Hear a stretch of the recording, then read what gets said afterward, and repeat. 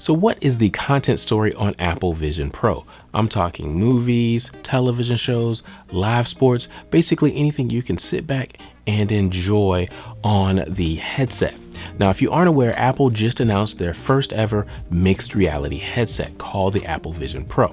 Now, it's similar to virtual reality in that you strap this thing to your head and you put it over your eyes and you are able to see virtual screens. But it's a little bit different because they've included a lot of cameras. Some are pointing towards you, some are pointing down, and others are pointing away from you. And the ones that are pointing away from you, they are actually showing you the environment around you. So you can see things in your room, whether it be a door, a chair, a table, whatever you have in your room, you can see that, but you can also see virtual screens. You can see a web page, you can see photos, you can see messages and other apps while you're using this particular headset.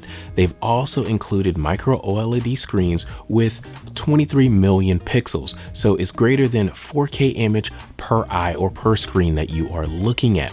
And they do eye tracking so you can move about the interface. They have a microphone so you can just say which web page you want to go to.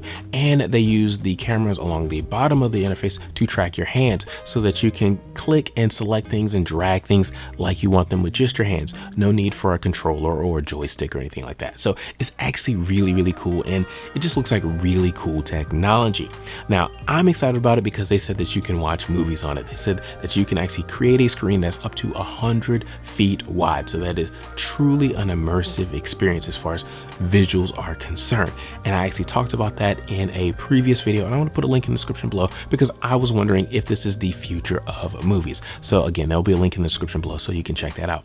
But in this video, I want to talk about content. What kind of content can we expect on Apple Vision Pro?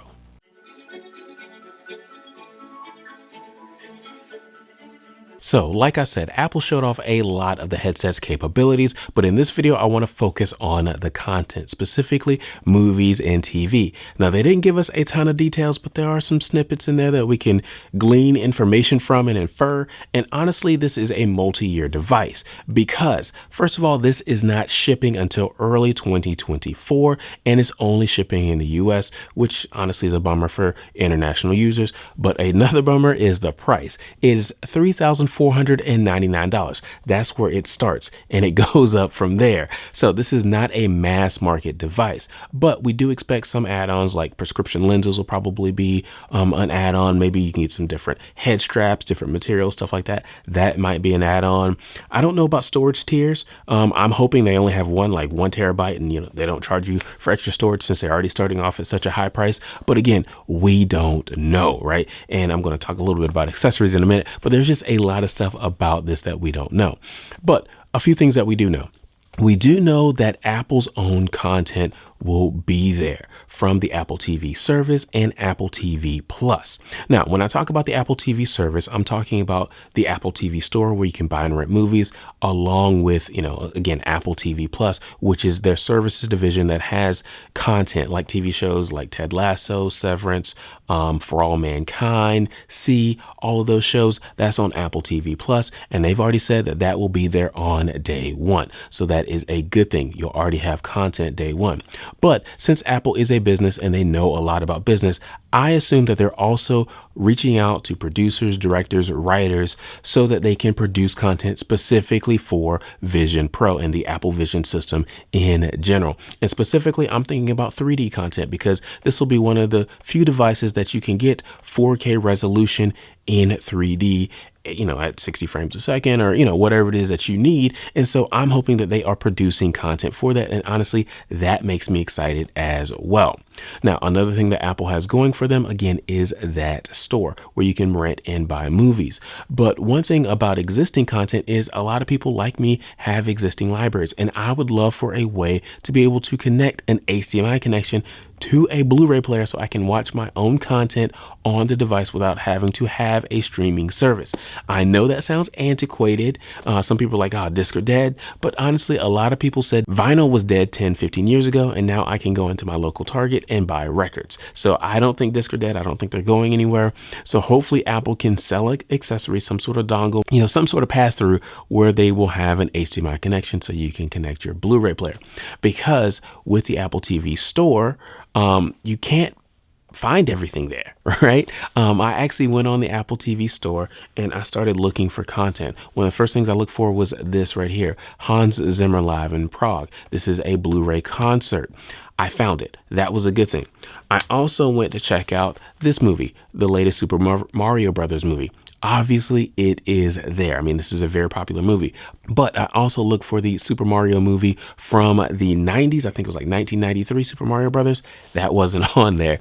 Now, I also went to look for this. This is a TV show from the 70s, Sanford and Son. It was on NBC. It ran like 6 seasons. Couldn't find it on the store. I could find the Jeffersons. I found Good Times, the A-Team, but Sanford and Son wasn't there. Now, I also went to check out this particular show. This is Knight Rider, also from NBC in the 80s. And the good news is you could find Knight Rider in the store. The bad news is you could only find seasons 2, 3, and 4, not season 1 like I have here. So again, it'd be nice if there was an HDMI connection so that you can find the content that you own, whether it be, your own family home movies or on DVD. Maybe you just want to watch those. So it'd be great to have an HDMI connection.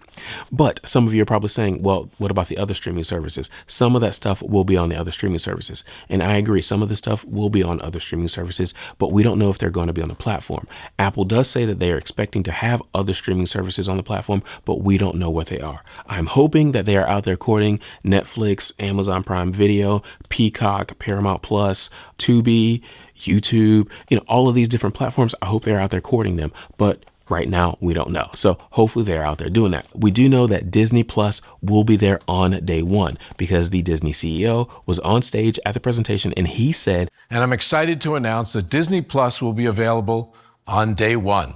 So that is super exciting because now all of a sudden we have the Star Wars, we have the Marvel and all the other Disney movies and stuff like that on the platform so you can watch it. Now, another reason that I'm excited, and they didn't really announce this, but I'm going to infer it, is I believe that Avatar 2 in 3D will be on the platform on Disney Plus on day one.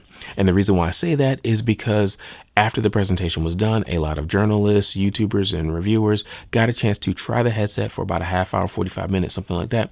And one of the clips that they watched was Avatar 2 in 3D. So to me, that is a little bit of a promise that that'll be available on day one as well. So that makes me excited. Now, another thing that the Disney CEO brought up was they envision new content experiences, right? And he didn't really promise this as like a day one thing. It was more of just something that they could see happening in the future. And before I talk about it, I do want to say this. When they say in the future, we don't know. It could be 3 years, it could be 5 years. I think it depends on just how well the market kind of grows. So Apple will need to come out with different headsets at lower price points so that it becomes a mass market product. Somewhere, let's say iPhone level, I think would be pretty good as far as making it a mass market product, okay? So I do think you need that to kind of have some of these content experiences that the Disney CEO kind of mentioned. And he showed off a little kind of sizzle reel of things, including the ability to, be sitting on a moon and watching The Mandalorian while you're sitting in like a TIE fighter or something like that. Also, they showed off a live basketball game where you're sitting courtside watching the action. And I think that would be completely awesome. A lot of people would pay, the extra money, let's say $50 a game, to be able to sit courtside. Now, that's another experience that honestly, I don't think is going to happen day one. It'll probably take a few years to really roll out because honestly, there's a lot of technical challenges there.